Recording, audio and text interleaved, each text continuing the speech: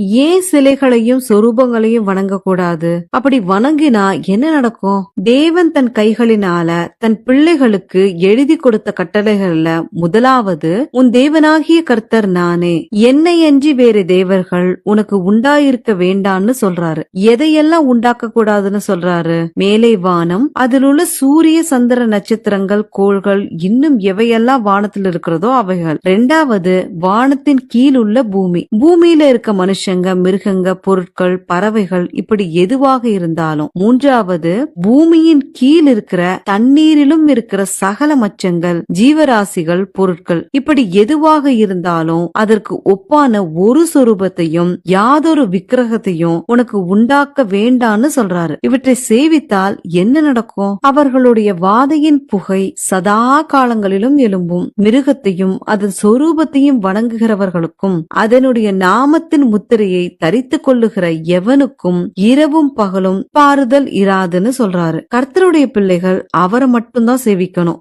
அவருக்கு கொடுக்க வேண்டிய கனத்தையும் மகிமையும் வேற எதுக்கும் கொடுக்க கூடாதுன்றதுல ரொம்ப கவனம்